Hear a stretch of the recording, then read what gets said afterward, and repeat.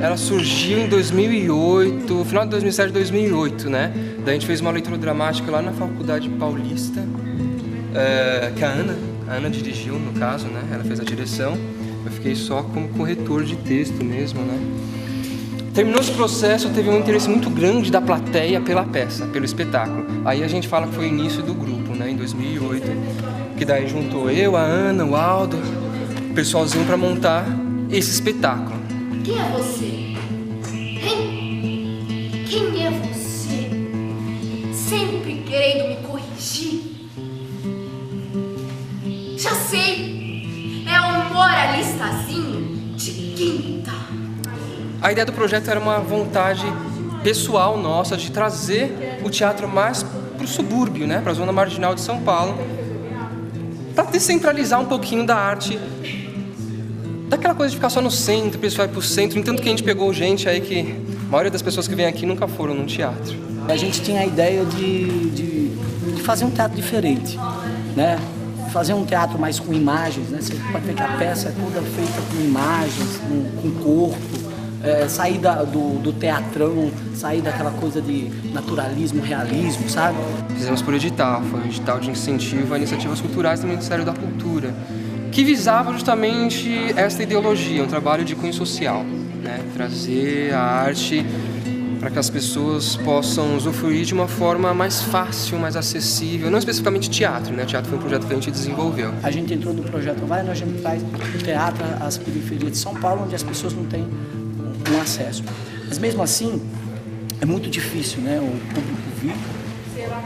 Hoje tinha bastante gente, veio bastante gente para ver a peça, mas as pessoas da periferia ainda necessitam de mais cultura, necessitam mais dessas iniciativas, tanto da prefeitura como do governo, sabe? Para levar mais cultura mesmo. Eu acho que o céu é uma grande porta para isso. E a gente pensou muito uma coisa, né, que você falou do comercial, né? Também era uma grande questão. Vamos fazer teatro pensando em comercializar ou vamos fazer teatro para depois comercializar? Optamos pela segunda opção.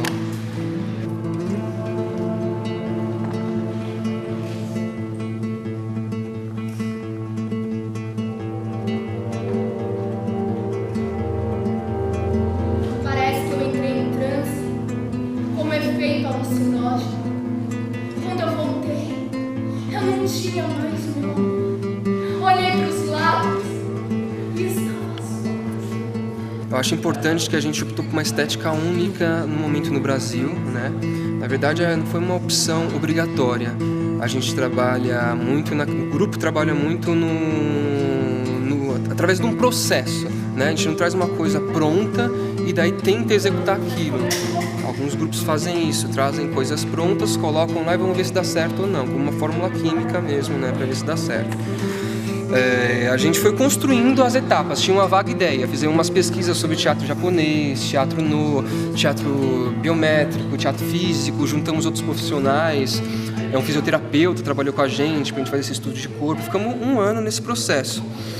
E daí eu comecei a observar que aquilo estava puxando para o expressionismo, né? A questão da luz, a questão do exagerar nas expressões, fazer aquela coisa chegasse não só de uma forma psicológica, que tem a ver com o texto, mas também da forma sentimental, estética, mesmo a peça sendo uma peça racional.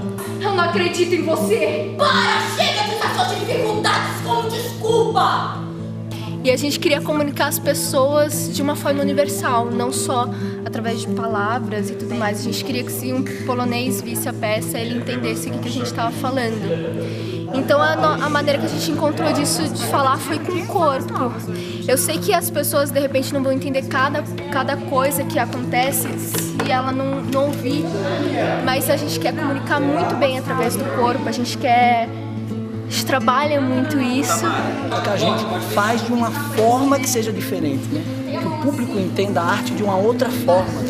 Sua falsa! Sua falsa! Vai embora! Vai embora! Vai embora! Vai embora! Vai embora! Vai embora! Vai embora! Vai embora! E não volta nunca mais!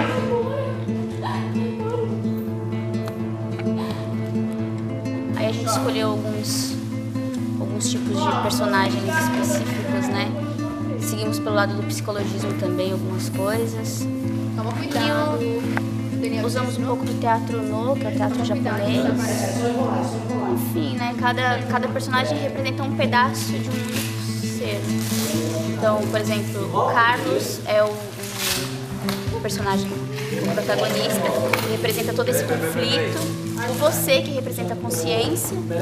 E o terceiro personagem, que representa os traumas, que é o irmão, né? E o meu personagem, na verdade, ele é o inconsciente do Carlos. E a gente chegou à questão que, na verdade, que o inconsciente, ele fala muito mais pra gente do que o consciente. Só que a nossa sociedade corta esse inconsciente, e aí a gente tem que ir pro consciente do que a sociedade nos pede, né, e do que ela nos impede de fazer. E essa peça, assim, ela foi um processo muito difícil pra mim também, porque fala justamente da máscara social. E eu pertenço a essa sociedade, eu sou tudo isso que esse Carlos é. Eu me tornei, foi difícil pra mim aceitar algumas coisas, porque pra gente fazer algumas coisas a gente precisa acreditar. E foi estranho pra mim ter que acreditar que eu sou determinadas coisas, determinadas máscaras.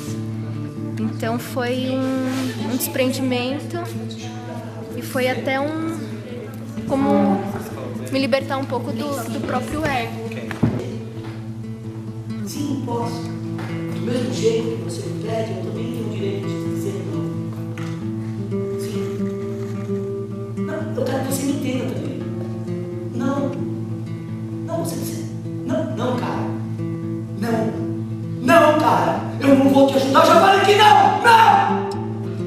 Para falar o que quer, deve ouvir o que não quer.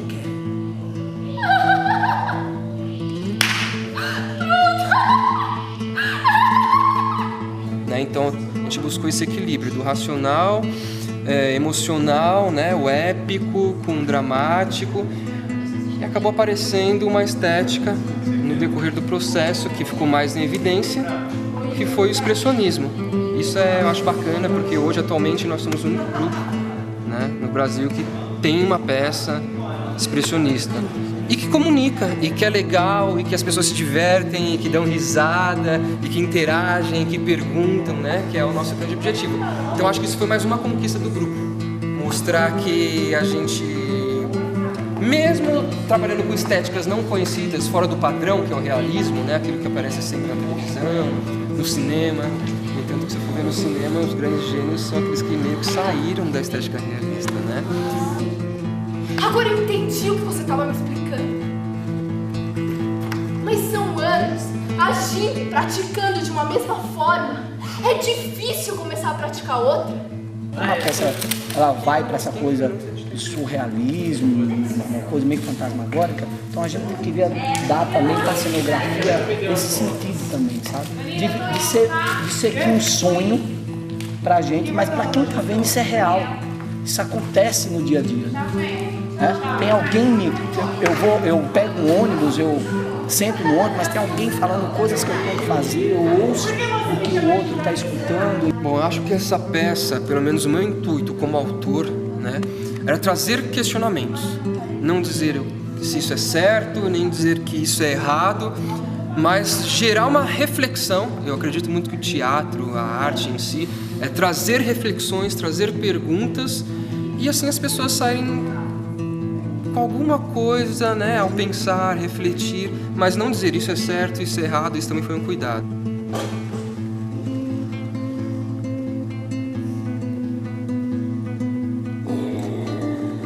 Se quiser ficar na minha casa, tem que ser assim. Tudo é podre. Os seus olhos estão podres. Tudo é podre.